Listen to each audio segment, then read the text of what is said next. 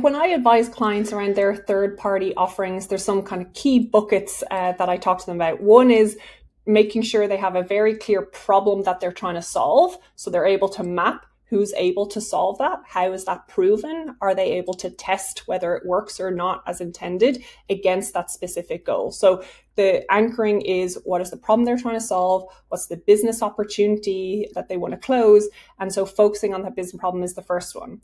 The second one is considering their company's mission and vision, and then seeing, does this third party align with that? For example, do they have similar priorities around trustworthy AI, for example? Are they managing risks on their side, which then would have a ripple effect on whether we build on top of that risk management or whether you have to start from scratch? And so it's either, is it built in and it might have an upfront cost for that, but then over time it pays for itself by building trustworthy AI that prevents negative outcomes, prevents against regulatory attention or fines or anything like that. So making sure it's aligning with those company values as well. Then the third one is identifying constraints. What's your budget? What's your timeline? Do you have resourcing constraints? Maybe some third-party offerings are more technically challenging to manage and to implement than others, but then will that have an effect on maybe the quality, the efficiency, the accuracy of what that technology is able to provide? So then you'll be tying that back to that first one around what's the goal. If it's to solve efficiency and you don't have efficiency in the technology because it's too complex, you're going to have to solve that. What's the kind of gap analysis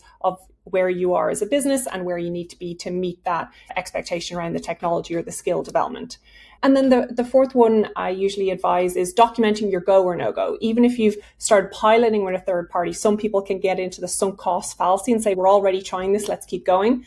Have your criteria set in advance. And then once you see whether the third party is meeting that or not, say, no, we have to call it that this is not working. We have to move on to the next assessment and then start again. So knowing what those no criteria are and then sticking with it. Because we're all humans, we're going to get caught up in that sunk cost fallacy, but making sure you have those criteria before saying yes or no to a new technology. So there are some of the ways that I usually advise clients to think about their third party assessments.